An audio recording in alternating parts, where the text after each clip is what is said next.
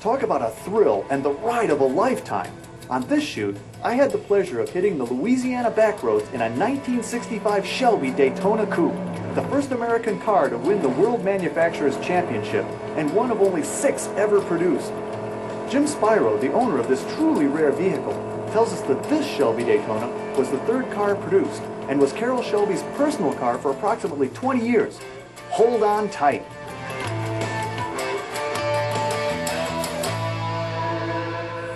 Well, today we've got a special treat. We're at Oak Alley Plantation, about halfway between New Orleans and Baton Rouge, with Jim Spiro. Jim, welcome to the show. Pleasure to be here. And his stunningly beautiful 1965 Shelby Datona Coupe. This thing is gorgeous, Jim. I've always been a huge fan of these cars. You and I have a lot in common. I think it's a beautifully beautiful design. Now, this was like this was the winningest car in '65. This took just about everything, didn't it? This, in GT class, it was the first U.S. car to win the World Manufacturers Championship, and it really cleaned up across the board. Now, there were only 6 of these built. Yeah. And there's 5 of them that are... One is kind of floating around, and the whereabouts of it are kind of questionable. So for all intents and purposes, there are 5 that are known and out there, and this is one of the 5. But now this one was actually Carroll Shelby's personal car. Well, I don't mean his daily driver, but it was his car for what? Almost 20 years? The better part of 20 years, yes. And then I'm grateful enough and fortunate enough to be able to own it now. So it's a treat. Well, yeah, I'll tell you it's a treat. Now, the other thing that makes you such a unique owner here is you actually use this car. We drove this thing out here about 40 miles. We did, and I try to drive it regularly. I guess I'm more of a hobbyist rather than a collector.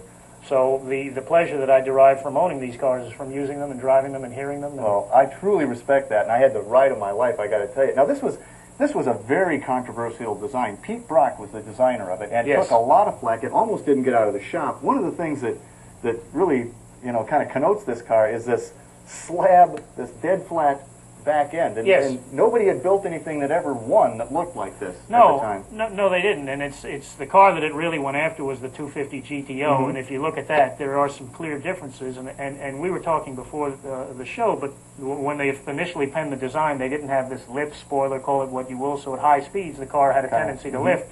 But once they put that on there, I think all the things fell into place, and that's when they started winning a lot of races. Oh, and they won a lot in '65. Now, the only thing this car was ever really dinged for was that it was an oven inside. It was, and it still is. Can I open it up? You can indeed. Well, it is an all-business cockpit. I mean, that's strict race.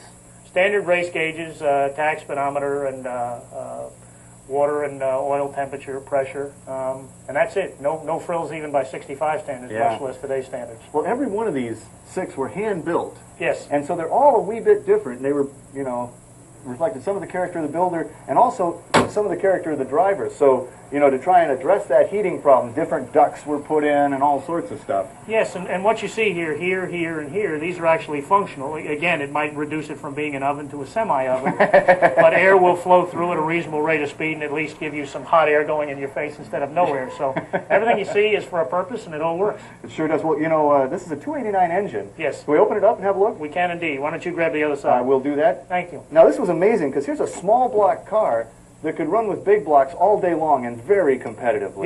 Yes. Light car, aerodynamically very advanced.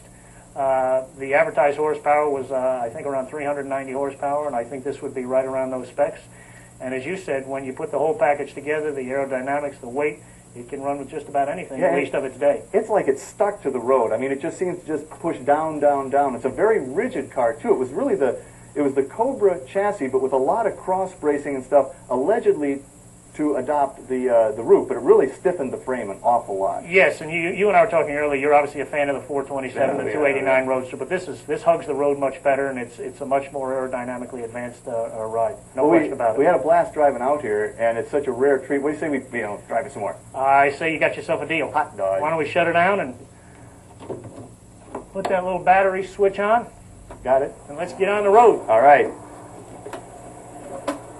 Well, you don't get in this, you put it on. Yeah, it's a fit. Immediately you welcome yourself to 30 degrees more of temperature.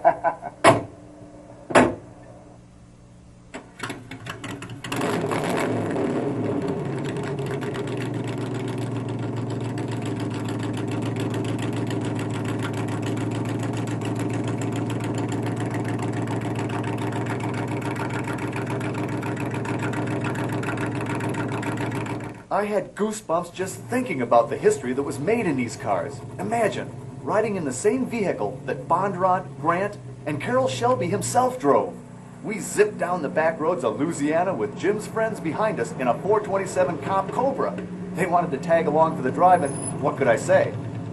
It was quite a spectacle to see a Datona Coupe and a 427 Coupe Cobra roar down the bayou asphalt. Let's just say we turned quite a few heads.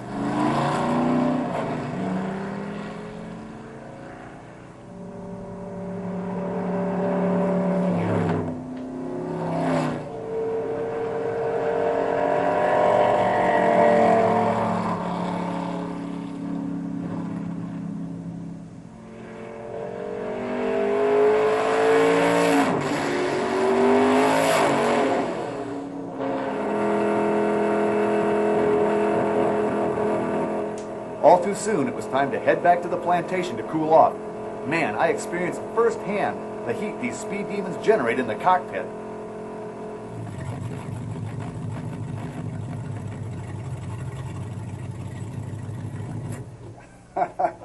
You like that, huh? Oh man.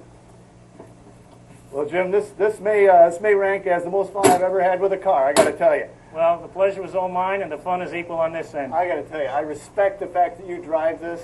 Everybody should drive these cars. That's my belief. Let's let it cool and then cruise back to New Orleans. You got a deal. Thanks. Thanks again, man. Thank you. Totally awesome.